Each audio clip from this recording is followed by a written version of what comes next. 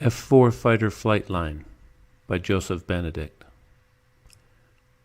When I saw the Flightline for the first time with its artificially lit surfaces and the F-4 fighter jets perfectly aligned in 3 rows stretching the distance of a city block, I was in awe. 4 double-wide trailers stationed behind the jets sat evenly spaced over the same distance. The jets, facing away from the trailers, were parked at a 20-degree angle. The trailers housed the maintenance crews responsible for keeping the jets flying, and a dispatch coordinated all of their activity. I was 18 years old in 1977 and had just arrived at MacDill Air Force Base in Tampa, Florida. MacDill was a pilot training base in those days, and as I was soon to find out, that meant a lot of missions flown and around-the-clock maintenance to keep all those fighters in the air. MacDill was my first assignment after basic and a 13-week training school in Denver, Colorado.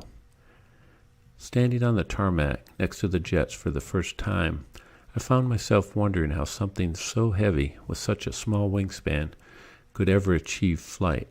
Later, when witnessing for the first time a group of 4 thundering down the runway in pairs, I understood. The 2 enormous engines propelled the craft more like a rocket, and flight appeared to be achieved through the sheer brute force of overwhelming thrust, with afterburner flames lighting up the night sky. I became thoroughly impressed by the brave pilots who sat atop those engines and rode those beasts into the sky. The incoming recruits arriving on the base allowed troops with more seniority an opportunity for better shifts, with the newest arrivals relegated to swing shift or mid-shift. I started on mid-shift and tried to get accustomed to my strange new environment. The flight line was a place in constant motion and endless noise. JP-4, the jet fuel used by the fighters, hung heavy in the air.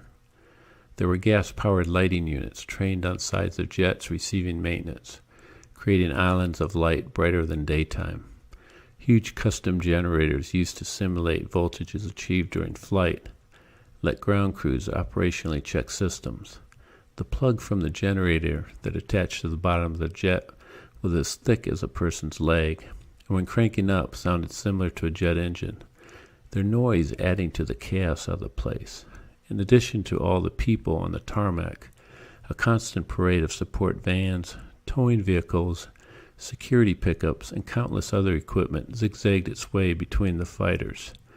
It was a dangerous environment, filled with sharp surfaces, low clearances, heavy equipment, dangerous materials, heat, and fatigue. I could feel heat stored in the thick cement of the tarmac being released back into the night air after an exceptionally hot summer day. The base, surrounded by the water of Tampa Bay, gave the air a salty, brackish smell that was more unpleasant at low tide. Heat lightning within thunderheads, usually over the Gulf, provided spectacular light shows. The fighters, sitting motionless, waited through the night as crews scurried under, around, and inside, checking and double-checking their systems. Each night was a choreographed dance of experts in every discipline, fighting the clock for when the pilots arrived and it was time to fly. All procedures in and around the jets required a checklist, and each task required a specific order in which steps within the task were carried out. The checklist ensured all steps were completed and kept the maintenance crews safe from preventable mishaps. I was the number 4 man on a weapons crew of 4 men. One of my main jobs was drive a bomb lift vehicle used to load weapons onto the fighter. The vehicle, affectionately known as a jammer, was essentially a forklift built in a low horizontal fashion that enabled it to slide beneath the low clearance of a fighter jet's belly. The table of the jammer had hydraulic controls for fine adjustments and allowed the crew chief to guide the munition precisely into its position on the fighter. Driving the jammer underneath the jet to load the larger air-to-ground missiles was challenging for someone of my height. I would have to duck my head down, nearly even with the jammer's steering wheel when loading the missiles at the rear of the jet. It was all pretty overwhelming at first, and later became the norm, as I spent the next 8 years of my life working in and around fighter jets. Hundreds of pilots cycled through training during that time, and many probably went on to fight in Desert Storm.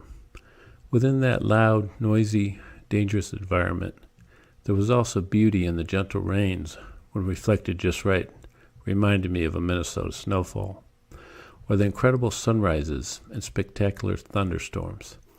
And at the end of the shift, arriving home exhausted from the night's work, seeing my baby daughter Lana, who was always happy to see me come home. Subscribe to my channel and join me for my next story.